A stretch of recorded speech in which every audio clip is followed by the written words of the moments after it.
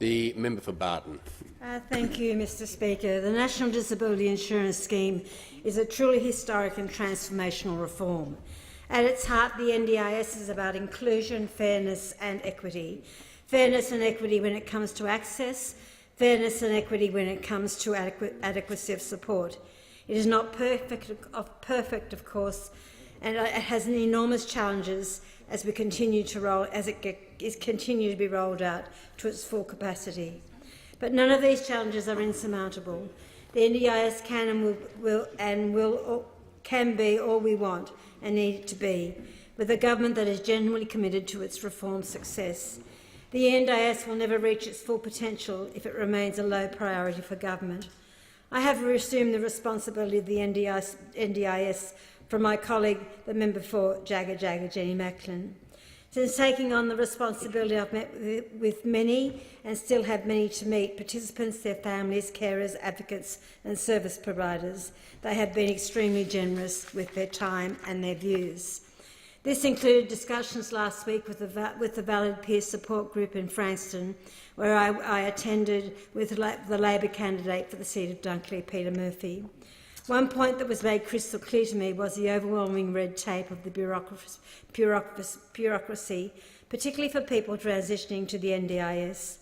This includes a planning process which should be more focused on the individual needs and goals of the person. It also means people having the opportunity to see a draft of their plan and work collaboratively and face-to-face to resolve issues, not a tick-the-box exercise over the phone. And people want genuine flexibility in their plans, to be able to get the support they need to take part in community life in ways that are most important to them. This point was made very clear. The connection to community, the participation in the community was made very clear to me, as I said, by the people transitioning into the NDIS. Delays in the approval of assistance technology was another big issue, things like hoists and wheelchairs, and the convoluted process for obtaining support from therapists, quotes and evidence is causing distress for many people. There is also the issue, of course, of having to submit a plan every 12 months. There are many conditions, in my view, that don't require this 12 months turnaround. I think there is also the underutilisation and staff. We know that from the most recent quarter, over 70% of people are using less than 50% of their plans. The NDIS needs well-trained staff and the capacity to assist in managing the complex needs of participants and their carers. Lifting the arbitrary staffing cap will go a long way to achieving this, and Labor made this announcement 3 or 4 weeks ago.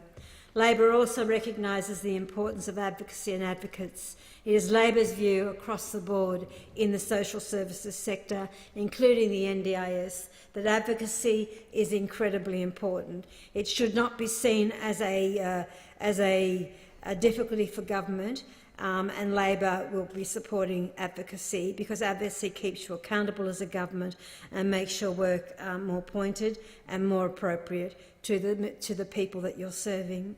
I believe all the issues in the NDIS that have been raised with me can be fixed.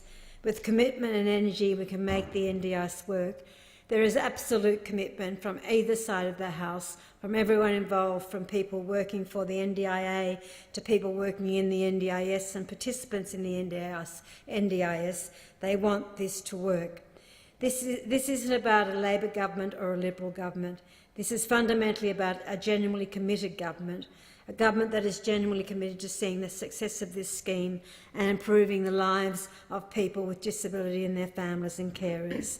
It is a truly historic reform, and I put on record our appreciation and recognising the Prime Minister when the NDIS was introduced, and that was, of course, Julia Gillard.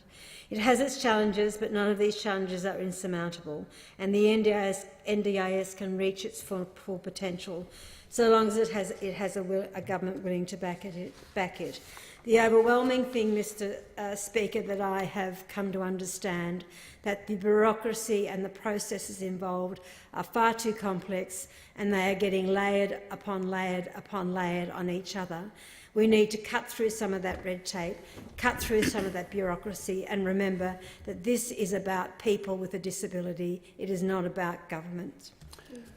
The member for Murray. Thank you very much, Speaker. And take this opportunity of 5 minutes